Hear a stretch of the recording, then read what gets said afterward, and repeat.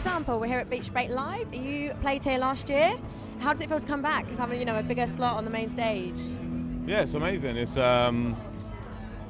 such a great location. The problem is I don't get to see much of the beach or anything because I have to hide here or people chase me and try and rape me and stuff. So I have to stay in the non-rape zone backstage.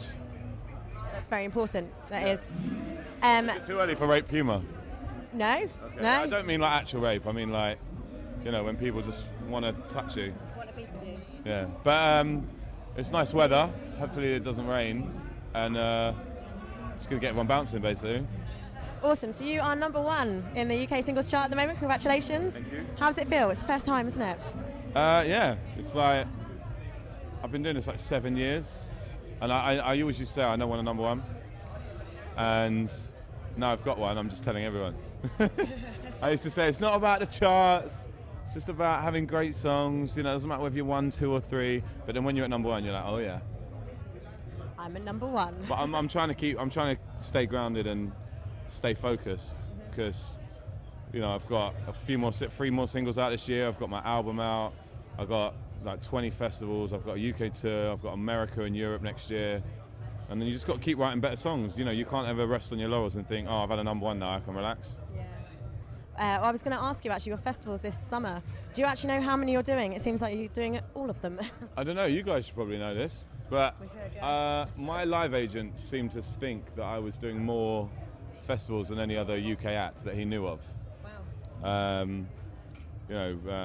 V, Lovebox, Wireless, Glastonbury, this, Wakestock, Lounge on the Farm, Oxygen, we did Rockness, we did all the smaller sort of boutique-y ones, and we've got things like Evolution, which we've done.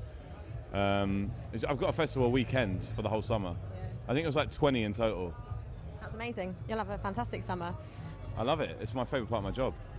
Yesterday we spoke to Ed Sheeran and Yasmin, who you've been on tour with recently. How did that all come about? How was the tour? Have you got any little stories about the guys? I met Yasmin about 1.5 years ago, maybe 2 years ago, just at a gig. Just got chatting to her. Obviously, thought she's quite attractive. I'll go and chat to her. But she's actually very talented and got a lot to say. And it's just a pleasure having her on tour. She's a superb DJ and turns out to be an amazing songwriter as well. Ed Sheeran for me is like the most talented person in his age group right now in the country. I mean, I'm 29 next week, and Ed's like nearly 10 years younger than me, and I'd never even written a song at his age. So I think he's going to be #3 in the charts this week. For him to do that kind of practically out of nowhere. I mean, he has been going for years, but to the public it's going to seem like out of nowhere.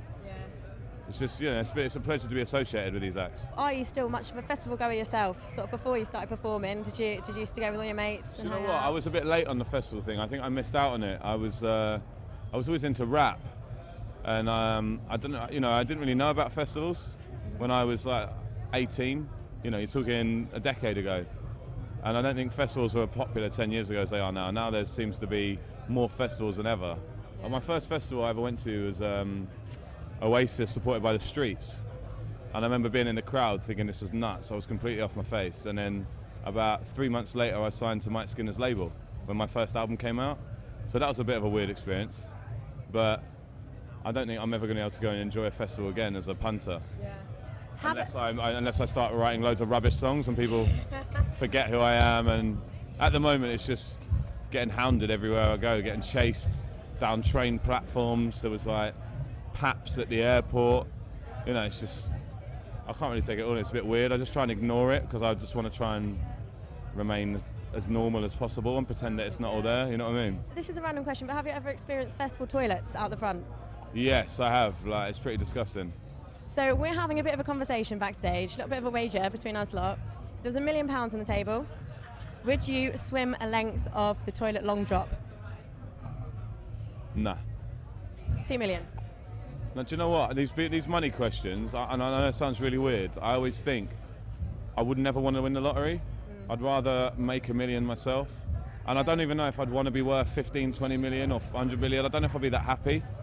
I'd rather just be within my means, and be able to sort of buy everything I need. Have a nice car, a nice house, make sure your kids and your wife have got a nice life, go on nice holidays. And I think then you're cool. I think when you start getting to ridiculous amounts of money, I don't think life becomes as exciting. That's why I'd rather carry on doing what I'm doing and just, you know, if I become a millionaire, I'd want to do it by myself. Yeah. So any kind of millionaire-based quizzes or competitions, Not interested. Not interested. Sorry to put a whole downer on the whole thing. That's all good. I wouldn't do it either. Thank you so much for taking the time out to speak to us tonight. I hope you have a fantastic show later.